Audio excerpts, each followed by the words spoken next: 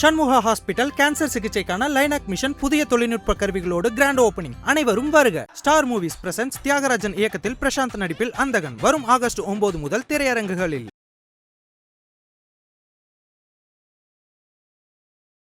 இப்போ போயஸ்கான ரஜினி வீட்டை தாண்டி ஒரு பெரிய மாளிகை அப்படின் பொழுது அவருக்கு ஒரு பண நெருக்கடி ஏற்பட்டுள்ளது. சத்யஜோதி ஃபிலிம்ஸில் வந்து ஒரு 5 படத்துக்கு அட்வான்ஸ் வாங்கினாலும் சொல்லியிருக்காங்க. மேபி 2 படம் நடிச்சு கொடுத்துட்டாருன்னு நினைக்கிறேன். ரஜினியோடைய அழுத்தம் தான் காரணம். கவுன்சில் இந்த மாதிரியான ரெட்டு போட்டிருக்கு.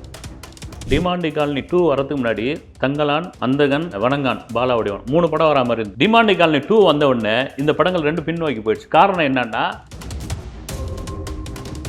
கோடிக்கணக்கில் சம்பளம் நடிகருடைய படம் கூட அந்த வசூல் ரீதியாக பார்க்கும்போது பெரிய அளவில் சக்ஸஸ் ஆகிறது இல்லை. சம்பள திட்டம் விரைவில் வந்து மாறப்போகுதுன்ட்டும் சொல்லிட்டு இருக்காங்க. ஒரு நடிகர் வந்து 100 கோடி ரூபா வாங்குறாரு. ஒரு கிராமத்தில் ஏரி வேலை செய்கிற ஒருத்தனுக்கு வந்து ஒரு 300 ரூபா அன்னைக்கு பூரா அன்னைக்கு உட்காந்து ஏரி வேலை செஞ்சுட்டு சாயங்காலம் இப்போ ஏரி வேலை செஞ்சது கையில் கூட காசு கொடுக்குறதில்ல, அக்கௌண்ட்டில் விழுந்துருது. அவனுடைய மனநிலை எப்படி இருக்கும்? அந்த ஒரு செய்தியோ ஒரு வீடியோவை பார்க்கும்போது 100 கோடி எங்கே, 300 ரூபாய் எங்கன்னு. பிரபாஸ்லாம் பார்த்தீங்கன்னா படம் பெருசாக ஓடலினா அவர் சம்பளத்திலேருந்து மீண்டும் வந்து ரிட்டர்ன் கொடுத்துட்றாரு அப்படின்னு சொல்லி ரிட்டர்ன் கொடுத்துறாரு. மகேஷ் பாபு பண்ணுறாரு. அதை வந்து தமிழ் சினிமாவில் வந்து யார் கொடுக்குறாங்களா சார்? நீங்கள் ஒன்றுங்க, இவங்க வந்து உதயநிதி ஸ்டாலின் அவர்களும் விஷால் அவர்களும் எல்லாருக்கும் தெரியும் நெருங்கிய நண்பர்கள்ட்டு. சினிமாவில் வந்து அரசியல் தலையீடு அதிகமாகிட்டே இருக்குது. போன ஆட்சியில் இல்லை, ஆனால் இந்த ஆட்சியில் வந்து பயங்கரமாக வந்து நெருக்கடி கொடுக்குறாங்க. அரசியல் தலையீடு இருக்குது, அரசியல் அழுத்தம் இருக்குது சினிமாக்குள்ள. இது காலகாலமாக இப்போ சமீபத்தில் ரிலீஸ் ஆன ஒரு படம், உச்ச நடிகருடைய படம். எதிர்பார்த்த அளவுக்கு பெரிய வெற்றி இல்லை. எடுத்ததும் ஒரு உச்ச இயக்குனர் தான். ஆனால் படம் பெரிய அளவில் லாபம் இல்லைன்றாங்க. ஆனால் அந்த நடிகருடைய சம்பளம் பார்த்தீங்கன்னா இன்னும் குறையில. கமலஹாசன் தான் சொல்கிறீங்க, நீங்கள் இந்தியன் 2 தான் சொல்கிறீங்க, ரைட்டு. இந்த சினிமாவில் விக்ரமில் சம்பாதித்த 600 கோடி ரூபாயை வைத்துக்கொண்டு பார்த்தீங்கன்னா அமரன் ஒரு படம் இது பண்ணுறாரு. அப்புறம் இன்னொரு படம் வந்து பேசிகிட்டு இருக்காங்க. அப்புறம் STR 48 ஆரம்பித்து அது பெரிய செலவு போகுதுன்னு அதை ட்ராப் பண்ணி. வணக்கம் சார். வணக்கம். தயாரிப்பாளர் சங்கம் வேலை நிறுத்தம், இது வந்து ஆரம்ப கட்டத்தில் வந்து தற்காலிகமாக இருக்கும்னு நினச்சோம். ஆனால் வந்து தயாரிப்பாளர் சங்கம் அவங்க எடுத்த அந்த முடிவில் வந்து உறுதியாக இருக்காங்க. அடுத்த பேச்சுவார்த்தை நடத்துனாங்க. அந்த பேச்சுவார்த்தையும் மீறி இப்போ இல்லை ஆகஸ்ட் 15க்குள்ளே இந்த ஷூட்லாம் முடிக்கணும். அதே போல் அடுத்த நவம்பர் 11 புதுப்படங்கள், நவம்பர் 1 அந்த புதுப்படங்கள் எதுவுமே ஸ்டார்ட் பண்ணக்கூடாதுன்னு சொல்லி ஒரு முடிவு எடுத்திருக்காங்க. ஆனால் இந்த முடிவில் வந்து நாங்கள் உறுதியாக இருக்கணும்னு அனௌன்ஸ் பண்ணியிருக்காங்க. என்ன சார் நடக்க போகுது? இந்த வேலை நிறுத்தம் தொடர போதா? இல்லை, இந்த முறை வந்து வேலை நிறுத்தம் உறுதி அப்படின்ற ஒரு விஷயத்துக்கு நீங்கள் சொல்கிற மாதிரி தயாராகிட்டாங்க. அதுக்கு காரணம் என்னென்னா, திரும்ப தயாரிப்பாளர் சங்கம் மட்டும்தான் சொல்லிட்டு இருக்காங்க. தயாரிப்பாளர் சங்கம், போட்டி தயாரிப்பாளர் சங்கம், விநியோகஸ்தர் சங்கம், தியேட்டர் உரிமையாளர்கள் ஒரு ஃபெடரேஷனாக வந்து இந்த வாட்டி ஒன்று கூடியிருக்காங்க. ஒட்டுமொத்தமாக எல்லாரும் வந்து நடிகர்கள் மீது, எல்லா நடிகர்கள் மீதும் கிடையாது, திரும்ப அட்வான்ஸ் வாங்கிக்கிறீங்கன்னு வந்து படம் பண்ண மாட்டேன்றீங்க. அப்புறம் வந்து குறித்த நேரத்தில் கால் ஷீட் கொடுக்க மாட்டேன்றீங்க. நாங்கள் என்ன பண்ணுறது? நாங்கள் வந்து வட்டிக்கு வாங்கி தானே பணம் கொடுக்குறோம். குறிப்பாக எங்கே ஆரம்பிக்கிறாங்கன்னா, நீங்கள் அட்வான்ஸாக வாங்கிக்கிறீங்க, அந்த அட்வான்ஸுக்கு ஏற்ற மாதிரி நீங்கள் வந்து வாங்கினதுக்கு ஒரு முன்ன பின்ன இருந்தால் கூட பரவாயில்ல, ரொம்ப டிஃப்ரெண்ட்டாக நீங்கள் வந்து தள்ளி போய் படம் எப்படி நீங்கள் கொடுக்குறதுலாம் நியாயமா அப்படின்னா, குறிப்பாக இப்போது தயாரிப்பாளர் சங்கத்தில் இருக்கக்கூடிய 5 ஸ்டார் கதிரேசன் அவர் தான் தனுஷை வச்சு பொல்லாதவன், ஆடுகளம் படங்களை எடுத்தவர் வந்து. அப்போ 2017 தனுஷ் வந்து கால் ஷீட் கொடுக்குறதா சொல்லி அவருக்கு ஒரு அட்வான்ஸ் பணம் கொடுத்துருக்காரு. மேபி 50 லட்சம்னு நினைக்கிறேன். வந்து இப்போ அப்படியே கொஞ்சம் கொஞ்சமாக அதை கொடுக்குறது, அதை தரங்க இதை தரங்கன்ற கதை சரியில்லை. ஏதோ ஒரு காரணம் வந்து தனுஷ் வந்து அடுத்தடுத்த கமிட்மெண்ட்டில் அடுத்தடுத்த தயாரிப்பாளர்கிட்ட போயிட்டு இருக்கும்போது இந்த முறை ஸ்ட்ராங்காக கேட்ட உடனே அவங்க ஒரு வருஷம் சொல்லியிருக்காங்க. வந்து தனுஷ் தரப்புலேருந்து 2027 தான் உங்களுக்கு படம் பண்ணி தர முடியும்னு. 2017 வாங்கின அட்வான்ஸுக்கு 2027. இப்போ இவங்க என்ன சொல்கிறாங்கன்னா, இப்போ ஒரு 50 லட்சம் வச்சுங்க, 50 லட்சத்துக்கான வட்டி என்ன ஆச்சுன்றாங்க தொடர்ச்சியாக. சரி, நாங்கள் கொடுத்துட்டோம் உங்களுக்கு அட்வான்ஸை, உங்களால் படம் பண்ணி தர முடியல, கால் ஷீட்டு கொடுக்க முடியலன்னா திருப்பி கொடுத்துருங்க அந்த காசை அப்படின்னா. எனக்கு தெரிஞ்சு பார்த்தா விஜய் சேதுபதி இது மாதிரி வாங்கி திருப்பி கொடுத்ததா அவர் தகவல்லாம் இருக்குது. திருப்பி கொடுத்தணும். ஆரம்பத்தில் நீங்கள் பேர் போடாமல் ஒரு 7-8 நடிகர்களுடைய பேர்லாம் போட்டாங்க தெரியுங்களா உங்களுக்கு? அப்படியே இதுவாகி அதில் கொஞ்சம் அப்படியே சில பேர்லாம் அப்படியே செட்டில் பண்ணிவிட்டு வாங்கினதெல்லாம் திருப்பலாம் கொடுத்துட்டாங்க. வந்து சிம்பிள் ஆரம்பித்து விஷால் வரைக்கும் வந்து இன்றைக்கி தனுஷ் மேலே அந்த ரெட்டுன்னு சொல்ல முடியாது. வந்து நீங்கள் தனுஷை வச்சு படம் பண்ணுறதா இருந்தால் தயாரிப்பாளர் சங்கத்தை வந்து ஆலோசித்துட்டு எங்ககிட்ட கான்டாக்ட் பண்ணிவிட்டு நீங்கள் வந்து போய் மேற்கொண்டு பேசுங்க அப்படின்ற ஒரு விஷயம். ஏன்னா ரெட்டுன்னு போட்டால் அதுக்கு தடை செஞ்சுருக்காங்க. யாருடைய தொழிலும் யாரும் வந்து ரெட்டு போட்டு தடுக்க முடியாது, தடை செய்ய முடியாது. வந்து ஏன்னா அது வந்து லீகலாக பிரச்சனையாயிடும். அதுக்காக தான் இந்த மாதிரியான ஒரு விஷயம். நீங்கள் சொல்கிற மாதிரி எப்போவுமே ஒரு தயாரிப்பாளர் சங்கம் இல்லை அதனுடைய கூட்டு சங்கங்கள்லாம் சேர்ந்து ஒரு விஷயத்த சொல்லுவாங்க. அது கொஞ்ச நாளில் நீர்த்து போயிடும். அப்படி தான் அசால்ட்டாக நடிகர் சங்கமும் அதை நீர்த்து போயிடுன்னு அவங்க விட்டுட்டாங்க. வந்து ஆனால் இந்த முறை கொஞ்சம் ஸ்ட்ராங்காக வந்து அவங்க நின்றுட்டாங்க. இதுதான் காரணம். சார், முக்கிய பிரச்சனையும் அதில் பார்க்கப்படுறது வந்து இந்த சம்பளம் தான். சம்பளம் வந்து இப்போ மலையாள சினிமா, தெலுங்கு சினிமாவெல்லாம் கம்பேர் பண்ணும்போது தமிழ் நடிகருடைய சம்பளம் வந்து நாளுக்கு நாள் அதிகமாயிட்டே போகுது. அதேபோல டெக்னீஷியன்ஸோட சம்பளமும் வந்து நாளுக்கு நாள் அதிகமாயிட்டே போகுது. இதுவே வந்து தயாரிப்பாளருக்கு ஒரு பெரிய சுமையா இருக்கு அப்படின்றாங்க. கோடிக்கணக்குல சம்பளம் வாங்குற நடிகருடைய படம் கூட அந்த வசூல் ரீதியா பார்க்கும்போது பெரிய அளவுல சக்சஸ் ஆகுறதில்ல. சின்ன சின்ன சின்ன பட்ஜெட் படங்கள் எந்த அளவுக்கு வசூல மீட்டு தருதோ, ஆனா பெரிய நடிகர்கள் அவங்க படங்கள் வந்து பெரிய அளவுல சக்சஸ் ஆக மாட்டேங்குதுன்றாங்க. ஸோ அதனாலேயே ப்ரொடியூசர்ஸ் பெரிய பெரிய அளவுல பாதிக்கப்படுறாங்க. ஸோ ஆனா இந்த சம்பள திட்டம் விரைவில் வந்து மாறப்போகுதுன்ட்டும் சொல்லிட்டு இருக்காங்க. எப்படி மாறப்போகுது சார்? இல்ல. இது எப்படின்னா வந்து உங்களுக்கு 2 விதமான விஷயம் சார். சம்பளம் உண்மையிலேயே அநியாய சம்பளம் தான் வந்து. நான் எல்லாரையும் சொல்லல வந்து.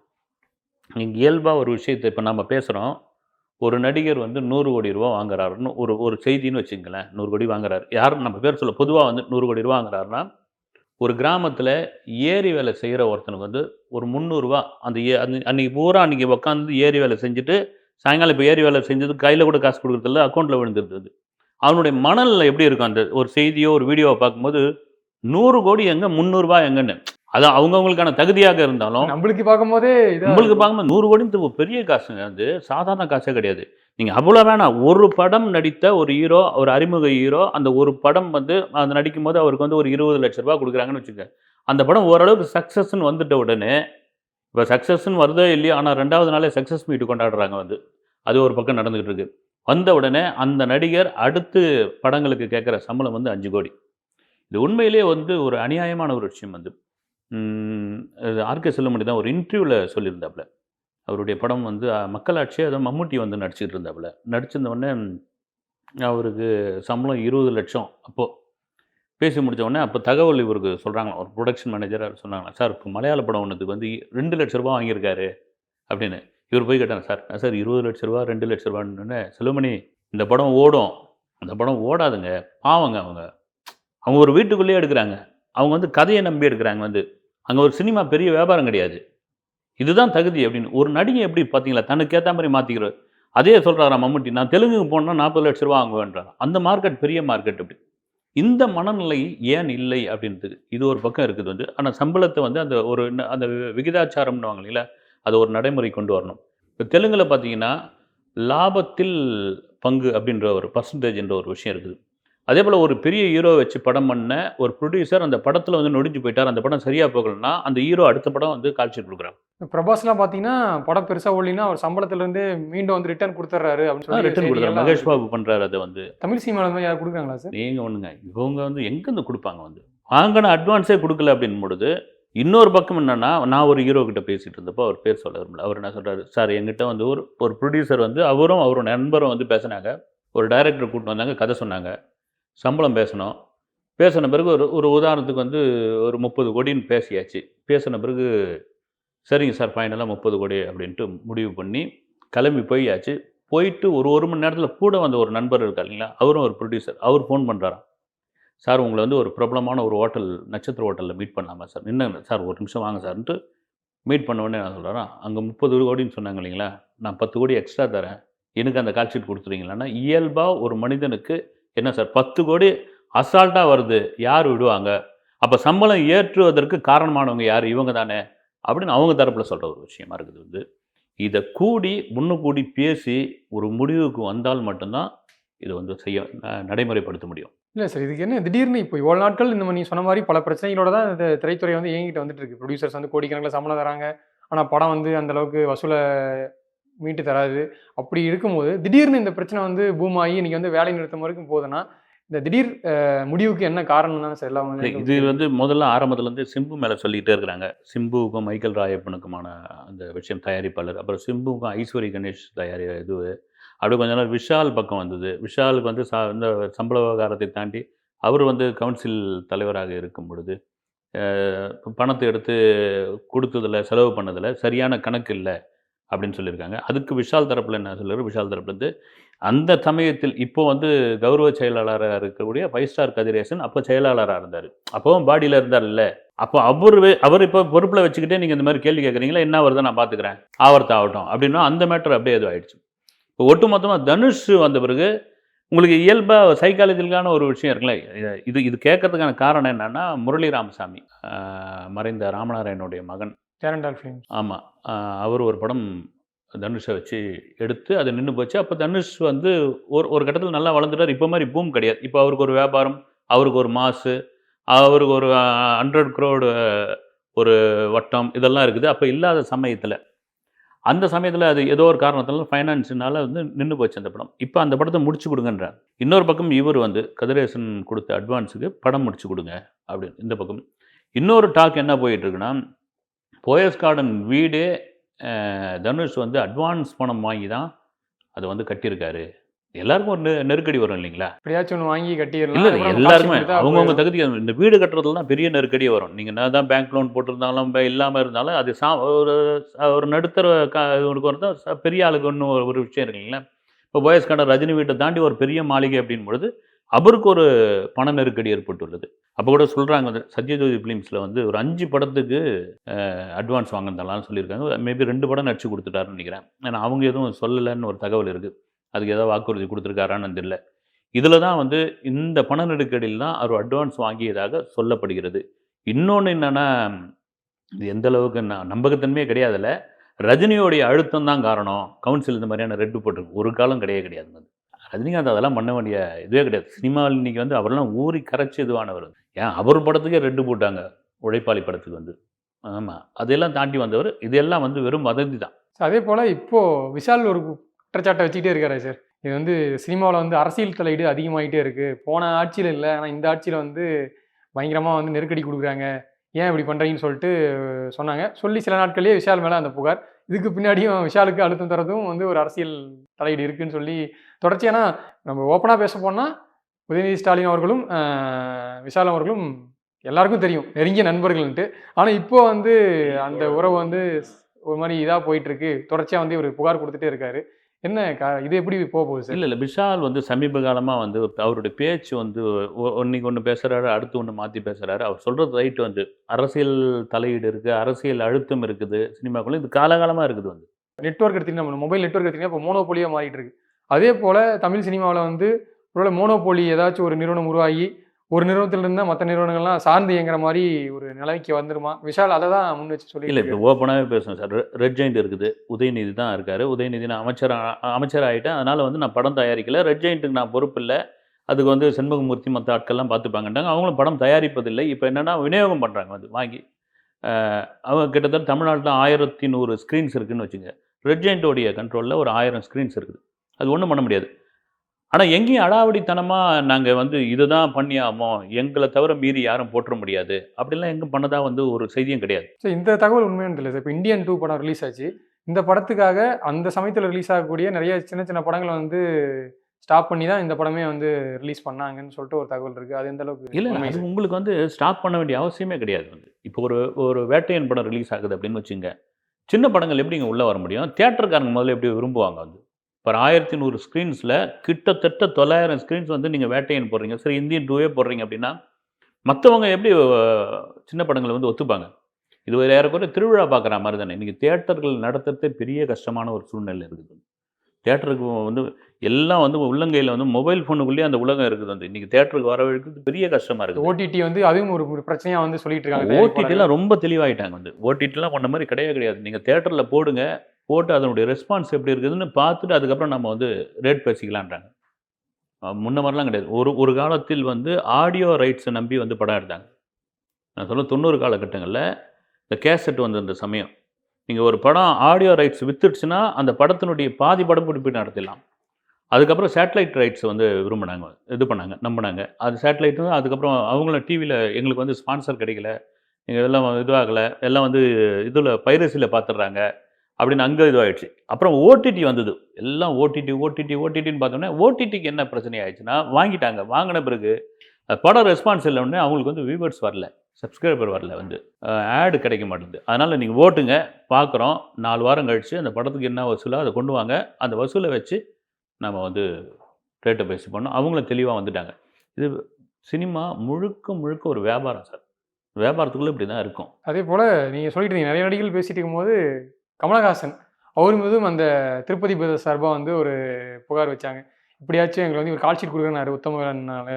அதுக்கப்புறம் வந்து அவர் கேட்டால் கால் ஷீட் கொடுக்க மாட்டான்னு சொல்லி புகார் கொடுத்துருக்காங்க. இந்த மாதிரி ஒவ்வொரு ப்ரொடியூசரும் உச்ச நடிகர்லேருந்து சின்ன நடிகர்கள் வரைக்கும் எல்லார் மேலேயும் புகார் கொடுத்துட்டு தான் இருக்காங்க. ஆனால் இதுக்கு வந்து ஒழுங்கான நடவடிக்கைகள் எடுக்கப்படுதா சார்? இப்போ விஜயகாந்த் சார் இருக்கும்போதெல்லாம் அந்த கூப்பிட்டு பேசி சால்வ் பண்ணிடுவாங்க. ஆனால் இப்போ இருக்கக்கூடிய நடிகர் சங்க நிர்வாகிகள் நடிகர்கள் மேலே இவ்வளோ புகார்கள் வருது, இவ்வளோ அட்வான்ஸ் வாங்கியிருக்காங்க, தயாரிப்பாளர்கள் இந்த மாதிரி புலம்புறாங்க, அவங்களுக்கு ஒரு தீர்வு கொடுக்கலாம் வந்துட்டு அந்த சம்மந்தப்பட்ட நடிகரை கூப்பிட்டு பேசி இதுக்கு ஒரு சொல்யூஷன் கண்டுபிடிக்கலாம் சார். ஏன் இந்த ஒரு தயக்கம் நிலவிட்டே இருக்கு? இல்லை, எல்லாருக்கும் ஒரு ஈகோ ஒரு பக்கம் சார். என்னென்னா எல்லாரும் வந்து கடந்து போகிற இது ஒரு அறிக்கை விடுவாங்க சினிமாவில், அதுவும் தமிழ் சினிமாவில். அது சம்மந்தமாக ஒரு தீர்மானம் போடுவாங்க. அது ஒரு கட்டத்தில் நீர்த்து போயிடும், நம்ம கண்ணு காணாமல் போயிடுவோம் அப்படின்ற ஒரு விஷயம் தான் சார். இப்போ வந்து தயாரிப்பாளர் சங்கத்துக்கும் நடிகர் சங்கத்துக்கும் 2 மாதத்துக்கு ஒரு தடவை வந்து சந்திச்சு ஒரு மீட்டிங் ஒன்று இருக்குது. அது யார் நடைமுறையில் இருக்கா இல்லையான்னு தெரியல. சில காலம் அது நடந்தது. நடந்த உடனே ஆக்சுவலாக என்னென்னா நடிகர் சங்கத்திலிருந்து தலைவரோ செயலாளரோ அல்லது பொருளாளரோ முக்கிய பொறுப்பில் இருக்கவங்க, நாசரோ விஷாலோ கார்த்தியோ தான் போனோம்.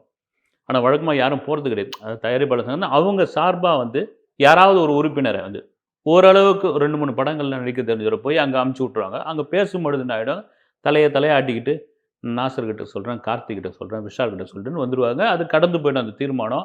இப்படியே விட்டாங்க.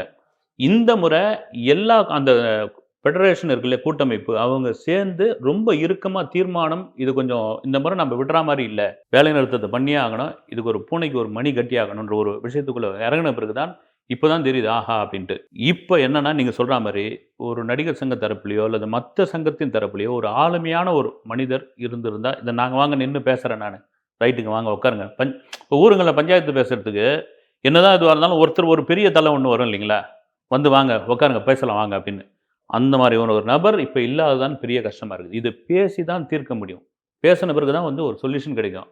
ஆனால் இந்த முறை இவங்க உறுதியாக நின்றுட்டாங்கன்றது மட்டும் இண்டஸ்ட்ரி முழுக்க தெரிஞ்சு போச்சு. சார் இப்போ நீங்கள் சொன்ன மாதிரி, இப்போ விஷால் சொன்ன மாதிரி அவர் சொல்கிறார் அரசியல் தலையீடு இருக்குன்ட்டு, நீங்கள் என்ன சார் சொல்ல? இல்லை, அரசியல் தலையீடு வந்து சார் அரசியல் தலையீடுன்னு ஒன்றும் இல்லை. நீங்கள் வந்து ஏடிஎம்கே ஆட்சி காலத்தில் அப்போ சேட்டலைட் முழுக்க ஜெயா டிவியில் தான் வாங்கிட்டு இருக்காங்க. திரும்ப டிஎம்கே வந்தவொடனே கலைஞர் டிவிக்கு தான் கொடுத்தாங்கன்னு. நீங்கள் காவலன் பட பிரச்சனைக்கே வந்து கலைஞர் ஆட்சி காலத்தில் தானே நடந்தது, வந்து அந்த பிரச்சனை நடந்தது. அந்த கோபத்தில் தான் வந்து ஜெயலலிதாவுக்கு ஆதரவாக, அந்த அம்மாவுக்கு ஆதரவாக விஜயும் அவங்க அப்பாவும் போய் பிரச்சாரம் செய்கிறேன்னு சொல்லி இது பண்ணது வந்து, அப்புறம் வெற்றிக்கு பிறகு வந்து நாங்கள் ஒரு அணிலாக உதவி பண்ணோம் அப்படின்னு சொல்லி அது ஒரு கான்ட்ரவர்சியாக மாறி அவங்க கூப்பிட்டு வான் பண்ணதும் சம்பவங்கள்லாம் உண்டு. இது ஒவ்வொரு காலத்திலும் ஒவ்வொரு படங்களுக்கு வந்து ஒரு பிரச்சனை வரும். ஒவ்வொரு காலகட்டத்திலும் யார் ஆட்சியில் இருக்கிறார்களோ அவங்க வந்து சினிமாவை வந்து தங்க கண்ட்ரோலில் வச்சுப்பாங்க. இவர் என்ன சொல்கிறாருன்னா, இவர் சொன்னது எனக்கு அன்றைக்கி கடலூர்லேயே எங்கேயோ ஒரு காதுகுத்து விழாவுக்கு போயிருக்கார் பொழுது அவருடைய இது. அவர் சொல்கிறது என்னென்னா, இது இப்படி தான் இதுவாச்சு. அவர் சொன்ன விதமே சரியில்லை. அரசியல் ஏன் தலையிடுது அப்படின்னு ஆரம்பித்தார். எனக்கே கொஞ்சம் இதுவாக இருந்தது. அரசியல் ஏன் தலையிடுது, அரசு ஏன் தலையிடுது அப்படின்லாம் கேட்டிருந்தார். அரசு தலையிடாமல் ஒரு கலைமாமணி விருதோ அல்லது வந்து இயலிசை நாடகம் என்ற ஒரு அமைப்போ அதில் ஒரு பொறுப்பாளரோ, ஏன் தமிழ்நாடு திரைப்பட கல்லூரி இருக்குங்களா, அதனுடைய சேர்மேனாக இப்போ நடிகர் ராஜேஷ் இருக்கார், வந்து இதெல்லாம் கொண்டு வர முடியாது இல்லைங்களா. உங்களுக்கு பையனூரில் இடம் வாங்கி போட்டு வச்சுக்கிறாங்க, இடம் கொடுத்து வச்சுக்கிறாங்க. அந்த இடம் வந்து பெப்சி தொழிலாளர்களுக்கு தானே வந்து. அது என்ன ஆகுது, இதை அரசு முடிஞ்சால் தான் செய்யும். இவர் எந்த நோக்கத்தில் சொல்கிறான்னு தெரியல. வந்து உதயநிதி ஸ்டாலினை வந்து மையமாக வச்சு இவர் தான் வந்து இதை கண்ட்ரோலில் எடுத்துக்கிறாரு, ரெட் ஜெயின் தான் முழுக்க கொண்டு வருது அப்படின்ற ஒரு விஷயத்தை பேசுகிறாரான்னு தெரியல. ஒரே ஒரு விஷயம், நான் வந்து அரசுக்கு ஆதரவாக இதுவாக பேசவே இல்லை. ஒரு சினிமா வந்து தமிழ் சினிமா ரெட் ஜெயின்ட் வருவதற்கு முன்னாடி வந்து ஒரு டிரான்ஸ்பரன்சியே இல்லாமல் இருந்தது. நீங்கள் பெங்களூரு மும்பைலாம் பார்த்தீங்கன்னா வந்து ஒரு டிக்கெட் ஒரு தியேட்டரில் எவ்வளோ விற்றுருக்குதுன்னு வந்து இமீடியட்டாக அன்றைக்கி ஈவினிங்கே தெரிஞ்சுக்கலாம். இங்கே அந்த மாதிரியான டிரான்ஸ்பரன்சியே இல்லாமல் இருந்தது. வந்து மாற்றினவங்க வந்து ரெட் ஜெயின் தான். விக்ரம் வெற்றிக்கு பிறகு ஒரு சக்ஸஸ் மீட்டு கிண்டி ரேஸ் கோர்ஸில் வைக்கிறாங்க, மைதானத்தில் வைக்கிறாங்க. கமலஹாசன் பேசுகிறாரு, உதயநிதி எனக்கு தெரிஞ்சு இவ்வளோ காலத்தில் ஒரு டிஸ்ட்ரிபியூட்டர் 80 கோடி ரூபா ஷேர் கிடச்சிதுன்னு சொன்ன முதல் ஆள் இவர் தான்றாரு. யாரும் ஓப்பனாக வெளியே சொல்ல மாட்டாங்க. அவர் என்ன சொல்கிறார், நல்லா ஓடும் என் படம். திடீர்னு ஒரு ஊரில் கிருஷ்ணகிரிக்கு ஃபோன் பண்ணி கேட்டால், சார் ஒன்றுமே இல்லை சார், ஒன்றும் இதுவாக இல்லை சார், எனக்கு கொடுத்தாவணும் இல்லைங்களா, கூட்டமே இல்லை சார், அடிச்சுக்கிட்டு இருக்குதுன்னு. என்னங்க நல்லா. அப்போ வந்து உங்களுக்கு டிரான்ஸ்பரன்சி கிடையாது. அப்போ என்னன்னா, நீங்கள் வந்து இப்போ வடார்காடு மாவட்டத்துக்கு ஒரு டிஸ்ட்ரிபியூஷன் எடுக்கிறீங்கன்னா வேலூர்லேருந்து ஒவ்வொரு ஊருக்காக ரெப் அனுப்பாங்க, ஆரணிக்கு, திருவண்ணாமலைக்கு, இப்படியே ஒவ்வொருத்தர் அனுப்பும். அப்போ டிக்கெட் வாங்கினப்போ ஒருத்தர் வந்து நோட் பண்ணிகிட்டு இருப்பார், நீங்களாம் பார்த்துருக்க மாட்டீங்க. டிக்கெட் கவுண்டரில் வாங்கி அந்த டிக்கெட் கிடைக்கிற இடத்துல ஒருத்தர் வந்து நோட் பண்ண, அவர் தான் ரிப். அவர் என்னன்னா, எவ்வளோ டிக்கெட் வந்திருக்குது காலை காட்சிக்கு, எவ்வளோ மேட்னிக் வந்திருக்குது, எவ்வளோ ஈவினிங் வந்திருக்குதுன்னு இந்த ரிப்போர்ட்டை வந்து டிஸ்ட்ரிபியூட்டருக்கு சொல்லுவாங்க. இந்த டிஸ்ட்ரிபியூட்டர் வந்து தயாரிப்பாளருக்கு சொல்லுவாங்க. இதில் தான் வந்து கையில் எழுதுது தானே உங்களுக்கு. இன்றைக்கி புக் மை ஷோவையோ ticketnew.com நீங்கள் தட்டினீங்கன்னா எல்லாத்துலேயும் வந்துடும். எது பச்சை லைட்டில் இருக்குது, எது இதுவாக இருக்குது, அதையே வெற்றி தோல்வி வச்சு நீங்கள் ஆடியன்ஸ் கண்டுபிடிச்சிடறான். அந்த மாதிரியான ஒரு விஷயத்தை கொண்டு வந்தது தமிழ் சினிமாவில் ரெட் ஜெயண்ட் தான் அப்படின்னு அவங்க பிஸ்னஸாக பார்க்குறாங்கன்னு. இன்னொரு பக்கம் வந்து ஆட்சி அதிகாரத்தில் இருக்கும்போது, இப்போ அவங்க கண்ட்ரோலில் இருக்கும்போது சில விஷயங்கள் பண்ணி தானாங்க ஆவாங்க. இப்போயே ஒரு கான்ட்ரவர்சி ஆகஸ்ட் 15 தங்கலான் வருது, டிமாண்டி காலனி 2 வருது. டிமாண்டி காலனி 2 வரதுக்கு முன்னாடி தங்கலான், அந்தகன், வணங்கான், பாலாவுடைய 3 படம் வரா மாதிரி இருந்தது. டிமாண்டி காலனி 2 வந்த உடனே இந்த படங்கள் 2 பின்னோக்கி போயிடுச்சு. காரணம் என்னன்னா, அருள்நிதி நடிச்சிருக்காரு, அவங்க உறவினர் தான், தம்பி தான், உதயநிதியோடைய பிரதர் தான். அப்படின்போது தியேட்டர் ஸ்க்ரீன்ஸ் எங்கே கிடைக்கும்? அதுக்கு தான் அதிகப்படியான ஸ்க்ரீன்ஸ் கிடைக்கும். ஸோ அந்தந்த கட்சி ஆட்சியில் இருக்கும்போது அவங்களுக்கு ஃபேவராக நடக்கிறது இயல்பு தான், ஒன்றுமே பண்ண முடியாது. ஜெயா டிவிக்கு மட்டும்தான் நீங்கள் சேட்டலைட் ரைட்ஸ் கொடுக்கணும்னு கொடுத்த ஒரு எழுதப்படாத சட்டம் இருந்தப்போ போய் கொடுத்து தானே தீர்த்தாங்க. இதை இதுவாக பண்ணல. ஆனால் ரொம்ப அராஜகம், விஷால் சொல்கிற மாதிரி அவங்க கண்ட்ரோலில் வச்சுக்கிட்டு இதெல்லாம் விடவே கூடாது, ஆச்சா போச்சான்ற அளவுக்குலாம் எனக்கு தெரிஞ்சு கிடையாது. அப்படிலாம் கிடையாது. இப்போ விஷால் புகார் வைக்கிறாரு. அதை தாண்டி நிறைய நடிகர்களே ப்ரொடியூசராக இருக்காங்களா சார்? அவங்க படங்கள்லாம் எப்படி இந்த பிரச்சனையை அவங்க ஓனாக ஃபேஸ் பண்ணுவாங்கல்ல? அப்படி இருந்தும் ஏன் இந்த மாதிரி சிக்கல்கள்லாம் எழுது? சூர்யா ப்ரொடியூசராக இருக்காரு, விஷால் ப்ரொடியூசரு, சிவகார்த்திகேயன் ப்ரொடியூசரு, இந்த மாதிரி நிறைய நடிகர்களே ப்ரொடியூசராகவும் இருக்காங்க. தனுஷு ப்ரொடியூசர் தான். அவர் இருக்கும்போது இந்த மாதிரி அட்வான்ஸ் பிரச்சனை அவங்களுக்கு செல்ஃபாக ரியலைஸ் பண்ணுவாங்களா சார்? இல்லை உண்டு. உங்களுக்கு விஷாலே ப்ரொடியூஸ் பண்ணி தான் கடனில் சிக்கி அந்த கடன்லேருந்து கொஞ்சம் கொஞ்சமாக மீண்டுக்கிட்டு வராரு. சிவகார்த்திகேயன் ஏறக்குறைய கடன்லேருந்து மீண்டு வந்துட்டார். அவர் ப்ரொடியூஸ் பண்ணதுனால மட்டும் கிடையாது, சில படங்களில் அவர் போயிட்டு லாக் ஆனது ஒரு விஷயம். லாக் பண்ணிட்டாங்க அவரை ஒரு விதத்தில், அதுலேருந்து தப்பிச்சு வந்துட்டார். அயலான் படத்துக்கு அப்புறம் கடன்லேருந்து மீண்டுட்டார் சொல்லி. நீங்கள் சூர்யாவுடைய 2D நிறுவனம் பார்த்தீங்கன்னா அவங்க ஃபேமிலிக்குள்ளே இருக்கிற பெரும்பான்மையான படங்கள் அவங்க ஃபேமிலிக்குள்ளே இருக்கிறவங்க. கார்த்திகை வச்சு எடுப்பாங்க, ஒன்று ஜோதிகா வச்சு எடுப்பாங்க, இல்லைன்னா சூர்யா வச்சு எடுப்பாங்க. வெளி நடிகரை வச்சு யாரை எடுக்கிறாங்க? ரொம்ப வாய்ப்பு இல்லை. அதனால் அவங்களுக்கு சம்பளம்ன்ற ஒரு பெரிய தொகை இருக்குல்ல, அது ப்ரொடக்ஷனில் சேர்ந்துடும். இன்றைக்கி ப்ரொடக்ஷன் செலவு தான் ஒரு ஹீரோவுடைய பெரும் சம்பளம் தானே பாதி போயிடுது. இப்போ அங்கே அந்த பிரச்சனை கிடையாது இல்லைங்களா? ரெண்டாவது பார்த்தா வெரைட்டி வேலை வாங்கலாம். ஓன் ப்ரொடக்ஷன் ஒன்று. இப்போ இந்த ஹீரோ இப்போ நீங்கள் ஒரு ஹீரோ, நீங்கள் என் கம்பெனியில் நடிக்கிறீங்க. நடிக்கும் பொழுது நீங்கள் சொல்லிவிடுங்க, சார் நான் 6 மணிக்கு வருவேன், சாயங்காலம் 5 மணிக்கெலாம் போயிடுவேன்னு. நீங்கள் ஓனாக உங்கள் கம்பெனியில் நடிக்கும்போது காலையில் 6 மணிக்கு விடிய மறுநாள் 6 மணிக்கு டபுள் காஸ்ட் கூட நடிப்பாங்க. ஏன் காசு? ஏன் உங்கள் காசு? அப்போ அவங்களுக்கு அந்த நஷ்டம்ன்ற ஒரு விஷயம் வராது. நீங்கள் வெளியில் இருக்கக்கூடிய ஒரு ஹீரோ வச்சு பண்ணும் பொழுது தான் இவங்களுக்கு என்னென்னு சிரமம்னு தெரியும். அது அவங்களுக்கு தெரிஞ்சதுனால தான் வெளி ஹீரோக்களை வச்சு அவங்க படம் பண்ணுறது இல்லை. அதே போல் இன்னமேட்டு சம்பளம் தாண்டி கேரளாவிலையோ இப்போ குறிப்பாக ஆந்திராவில் இருக்க மாதிரி இந்த வசூலில் பங்கு ஷேரிங் அந்த மாதிரி கொடுக்கலான்னு இருக்காங்க. ஆனால் தமிழ் சினிமாவை பொறுத்த வரைக்கும் ஒரு படம் ரிலீஸ் ஆச்சுன்னா திடீர்னு ஒரே வாரத்தில் 100 கோடி தான் இணைஞ்சிருச்சு, 100 crores கிளப்புங்கிறாங்க. திடீர்னு 150 கோடி டச் ஆயிடுச்சுன்றாங்க. இந்த உண்மையான வசூல் நிலவரம் அதெல்லாம் நம்பலாமா? இல்லை ப்ரொடியூசர்ஸுக்கு மட்டும் தான் தெரியுமா? இல்லை அதுவும் ஒரு விளம்பரக்தியாக பயன்படுத்துகிறாங்களா? இந்த உண்மையான வசூல், அந்த வசூல் தெரிஞ்சாதான் அதுலேருந்து எவ்வளோ ஹீரோவுக்கு இவ்வளோ ஷேர் போகுதுன்னே தெரியும். ஆனால் இங்கே வசூல்லேயே ஒரு டிரான்ஸ்பரன்சி கிடையாதுனாலே தானே இருக்குது. ஸோ அதுக்கு என்ன காரணம் சார்? கம்பேர் தென் ஆந்திர சினிமா. உண்மையாக நீங்கள் வசூல் கரெக்டாக சொன்னீங்க. ஒரு வசூல் தயாரிப்பாளருக்கு மட்டும்தாங்க தெரியும். ஒரிஜினல் வசூல் அவங்களுக்கு மட்டும்தான் தெரியும். சும்மா நீங்கள் இந்த சோஷியல் மீடியாவில் வர வசூல், அவங்களா ஒரு வசூலை கிரியேட் பண்ணுறது. இல்லை சில டைம் அந்த தயாரிப்பு நிறுவனமே அஃபிஷியலாக சைட்டில் போகிறாங்களே, 100 கோடியில் இணைந்தது, 100 கோடியில் இணைந்ததுன்னு போடுவாங்க. என்னன்னா அந்த ஹீரோவுடைய கால் ஷீட் அடுத்த படத்திற்கு வேண்டும் அப்படின்றதுக்காக. அந்த படம் அந்த அளவுக்கு இருந்தே இருக்காது. சார் ஒரு படத்துடைய வெற்றி எப்படி தெரியுங்களா? இவங்க சொல்கிறாங்க 100 கோடியில் இணைஞ்சிருச்சு, அப்புறமா பெரிய அளவு ஆஹோன்னு பேசுகிறாங்கன்னு.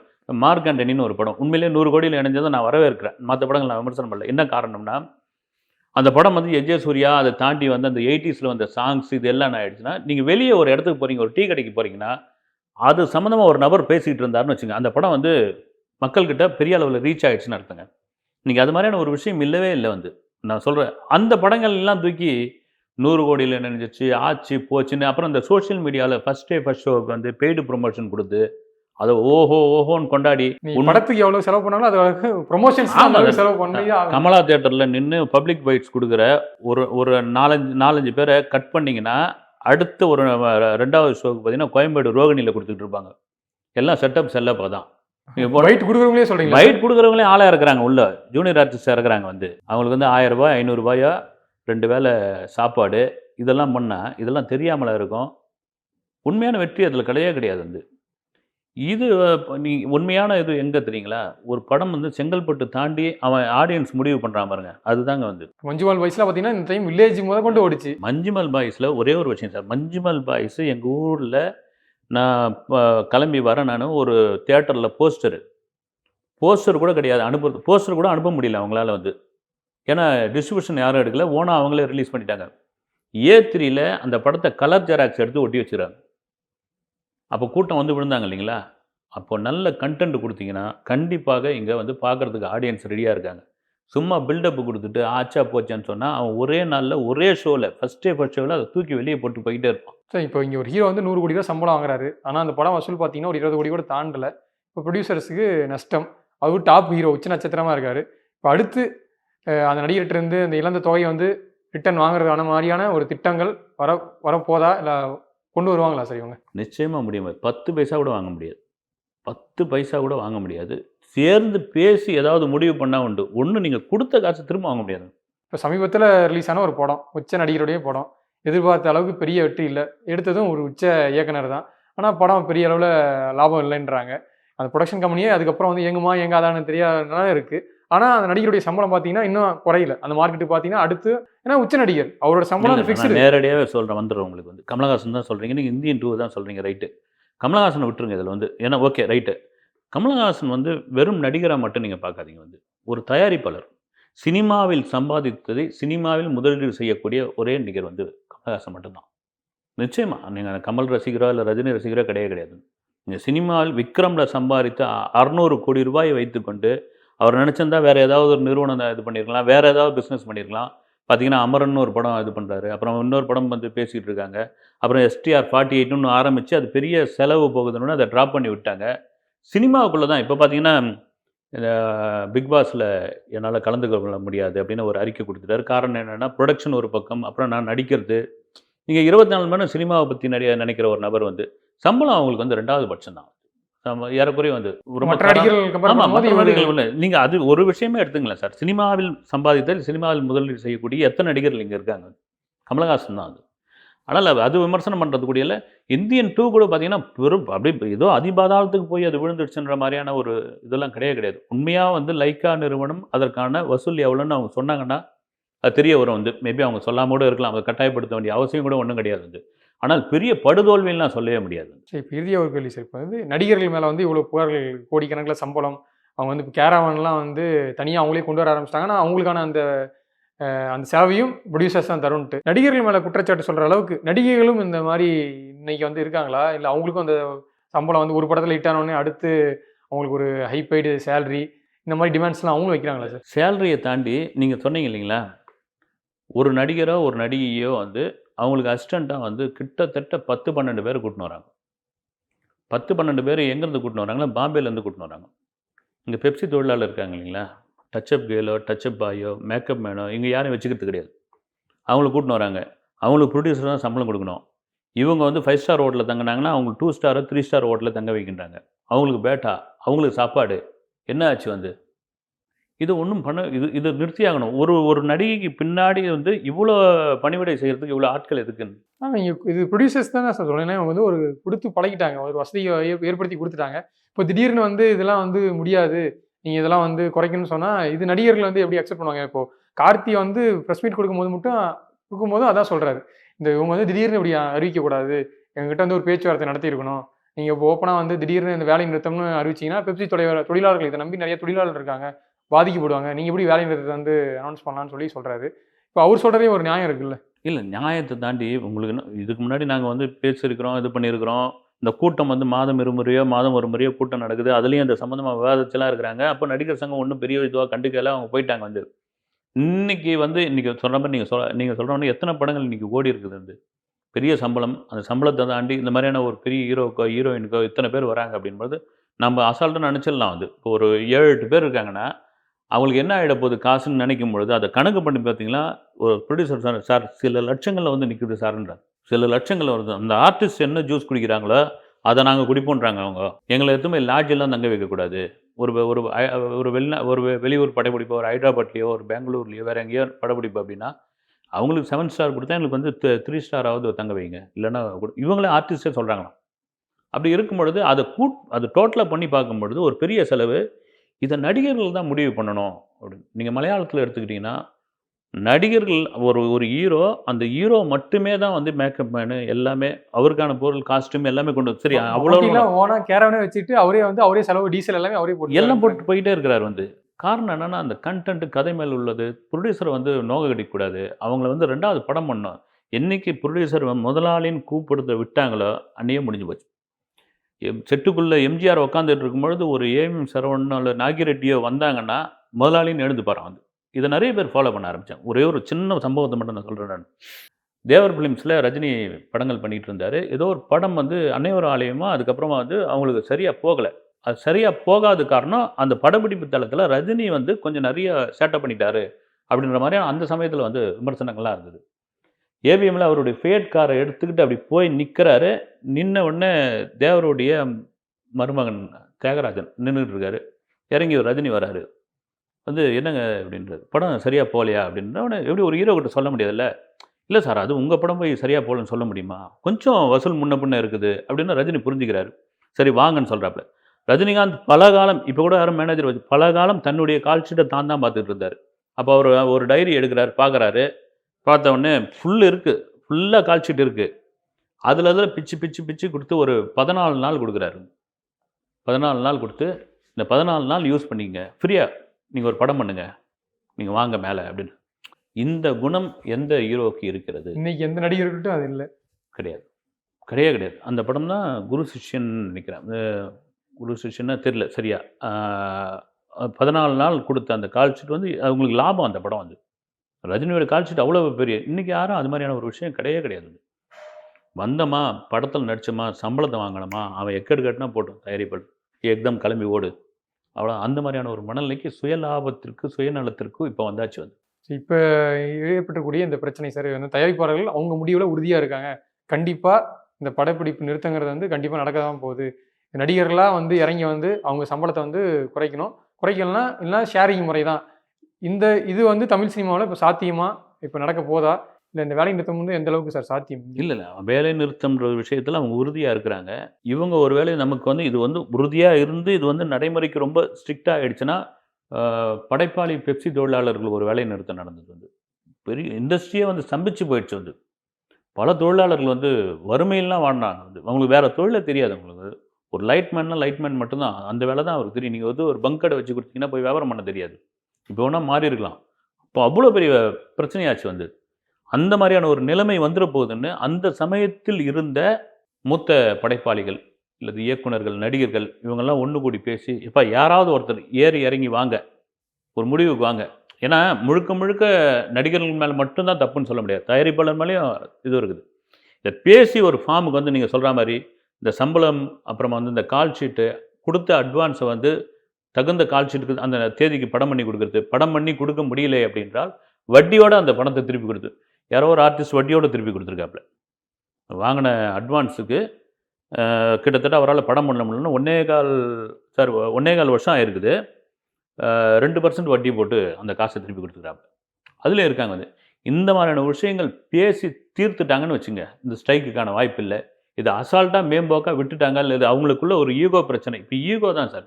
ஈகோ பிரச்சனை இன்னும் வளர விட்டாங்கன்னா நிச்சயமாக இந்த பாதிக்கப்படுறது வந்து தயாரிப்பாளர்கள், நடிகர்களை தாண்டி நீ சொன்ன மாதிரி தொழிலாளர்கள் தான். அவங்க தான் வந்து மிகப்பெரிய அளவில் வந்து பாதிக்கப்படுவாங்க. கண்டிப்பாக சார். இவ்வளோ நேரம் ஒதுக்கி இந்த பிரச்சனையை பற்றி நிறைய விஷயங்களை கூட பகிர்ந்துட்டீங்க. உங்கள் நேரத்துக்கு நன்றி. வணக்கம். சண்முகா ஹாஸ்பிட்டல் கேன்சர் சிகிச்சைக்கான லைனாக் மிஷன் புதிய தொழில்நுட்ப கருவிகளோடு கிராண்ட் ஓபனிங். அனைவரும் வருக. ஸ்டார் மூவிஸ் பிரசன்ஸ் தியாகராஜன் இயக்கத்தில் பிரசாந்த் நடிப்பில் அந்தகன் வரும் ஆகஸ்ட் 9 முதல் திரையரங்குகளில்.